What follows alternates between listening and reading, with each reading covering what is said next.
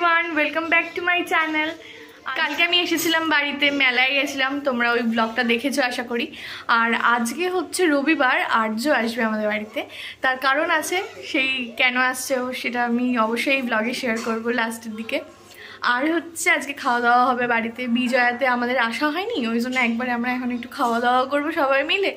এই জাস্ট আমরা সকালবেলা উঠে আসলাম, ওপরের ঘরে শুতে গেছিলাম, নিচে আসলাম, আর এবার একটু মা চা করে দিয়েছে, এবার একটু চা খাবো দুই বোন মিলে।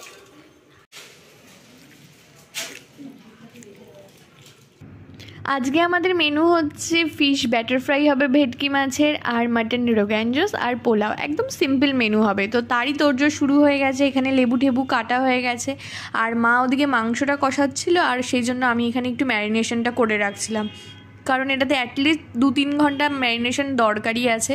ওই জন্য আদা, রসুন, কাঁচা লঙ্কা, ধনেপাতা সব, নুন, চিনি সেটাও এই পেস্টের মধ্যে একটুখানি দিয়ে ম্যারিনেশন করে 3 ঘন্টার জন্য রেখে দিতে হবে। তো প্রথমে আমি এখানে মাছগুলো মা ভালো করে ধুয়ে দিয়েছে, তারপরে আদা, রসুন এগুলো এখন সব একে একে দিচ্ছে।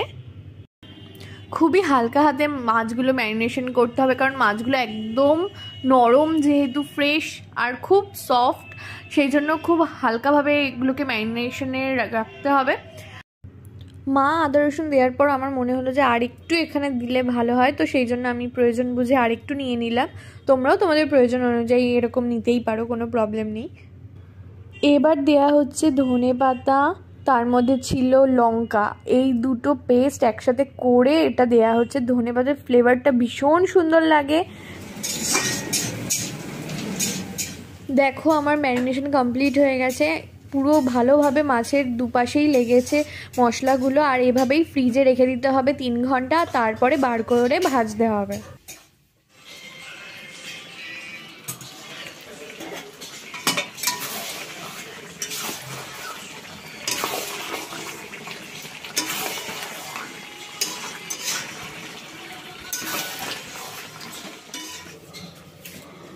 আমি ভাবলাম যে আমি কি করব, আমি গিয়ে আবার একটু চালগুলো ধুয়ে দিই, আর যেহেতু পোলাও হবে আর মাটন রোগান জোস, তো চলো।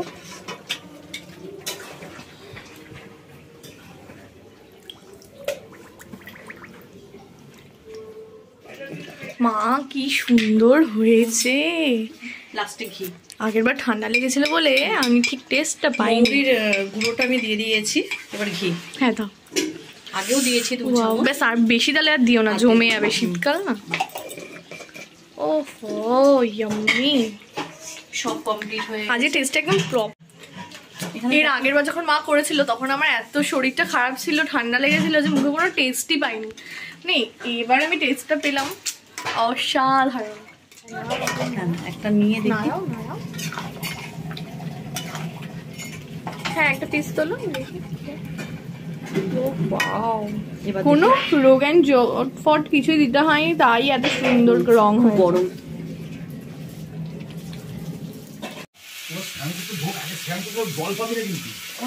সবার প্রথম ব্যাটার বানাতে লাগবে হচ্ছে কর্নফ্লাওয়ার, ময়দা, ঠান্ডা জল, আর লাগবে হচ্ছে বেকিং পাউডার আর বেকিং সোডা, আর গোলমরিচের গুঁড়ো, নুন, চিনি, আর লাগবে স্পেশাল ইনগ্রিডিয়েন্ট বাটার। বাটারটাকে একটু মেল্ট করে নেওয়া হয়েছে। তারপরে ব্যাটারটার মধ্যে দিয়েছি 2টো ডিম আর একটু ঠান্ডা জল দিয়ে ভালো করে একদম ক্রিমি টেক্সচারে আনতে হবে। অল্প অল্প করে জল দিয়ে ব্যাটারটাকে গুলতে হবে। ব্যাটারটা খুব পাতলা হয়ে গেলেও হবে না, আবার খুব মোটা থাকলেও হবে না, তো ওই জন্য অল্প অল্প করে জল দিয়ে ব্যাটারটাকে একদম স্মুথ করতে হবে, তাহলে খুব ভালো ফুলবে। তো এখন স্নান টান করে আমরা তো সবাই ফ্রেশ হয়ে গেছি, আর অপেক্ষা করছি আর্য কখন আসবে। আর্য এক্ষুনি চলে আসবে, মাটা সব রান্না ঠান্না করে স্নান টান করে এই জাস্ট উঠলো। আর আর্যকেও ফোন করলাম, আর্য বললো যে বাড়ির থেকে বেরিয়ে গেছে, তো এবার ওর আসারই অপেক্ষা। প্রশান্ত আসবে একটু জায়গা। এই যে বুনু এখন ক্রিম মাখছে। আর্য একদমই বাড়ির কাছাকাছি এসে গেছে, ওই জন্য আমরা ব্যাটার ফ্রাইটা রেডি করা শুরু করে দিয়েছি। 10 মিনিট হয়েছে, মাছটাকে ফ্রিজ থেকে বার করে রেখেছি, আর এবার একদম বেশ সুন্দরভাবে ব্যাটারে চুবিয়ে দেখো কি যে সুন্দর ফুলেছে। আমাদের ব্যাটার ফ্রাইও প্রায় রেডির দিকে, আর আর্যও এসে গেছে। আসো ঘরে। কেমন লাগছে বলো? অপূর্ব। ফুড ব্লগারদের মতো করো।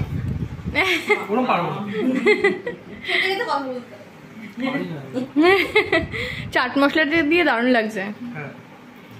এইটার ভিতর দেখুন মাছের ফিলেটা এরকম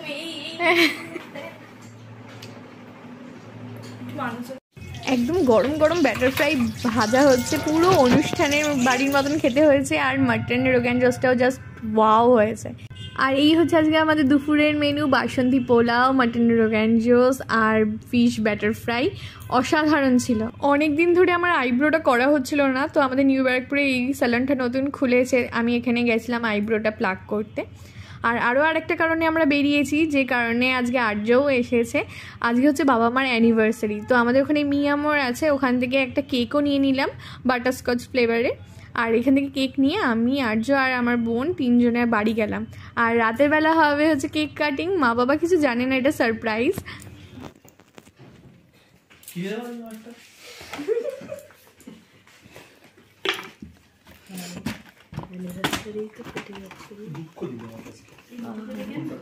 কাকে? মিঠুকে রেখেছি, আসছে। বাবা আসবে, দাঁড়া বাবা আসুক। কি বাবা একটু ফোনটা দেখে না। ওদের দিকে না হলে আমাদের দিকে। হ্যাঁ সেটাই। না এদিকে কি করে হবে? হ্যাঁ ঠিকই দিয়েছে। ফটোটা এদিকে তো বাবু। মা তুমি আরেকটু এগিয়ে ওদিকে চলে যাও।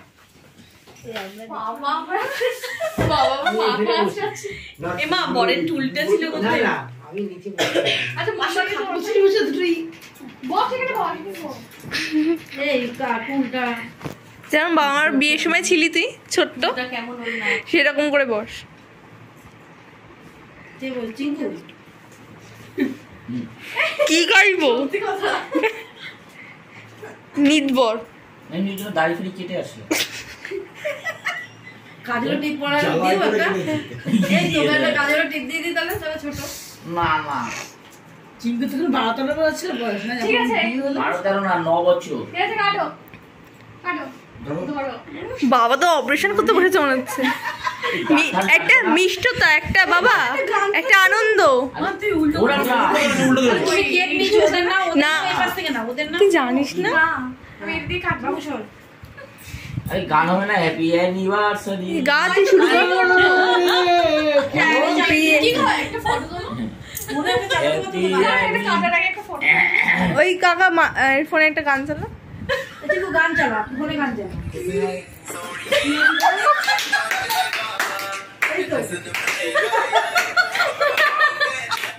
এখানে খুব জোরে গান চলছে, আর গান চললে তো ইউটিউবে কপিরাইট চলে আসে, তো সেই জন্য আমি এই জায়গাটা মিউট করে দিলাম।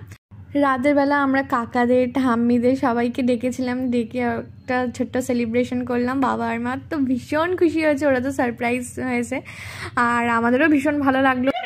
কত সুন্দর গানটা চালিয়ে। আচ্ছা হ্যাপি অ্যানিভার্সারি। বাবা একা কাটলো নাকি? না কেটে খাইয়ে দাও এবার। একটা ফটো তোলো। একটু কি গো ফটো তোলো না একটা।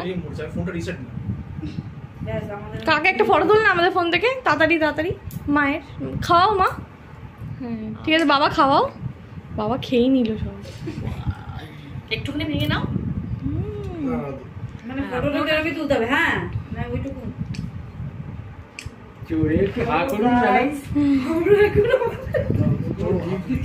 রাত 12টার সময় হচ্ছে এটা আমাদের গ্রুপ সেলফি। বাবা মা ভীষণ হ্যাপি আর সবাই ভীষণ খুশি হয়েছে, বেশ খুব মজা হলো রাতের বেলা। তো আজ এই পর্যন্তই। আই হোপ তোমাদের ভিডিওটা ভালো লাগবে। দেখা হচ্ছে তোমাদের সাথে নেক্সট ভিডিওতে। টাটা।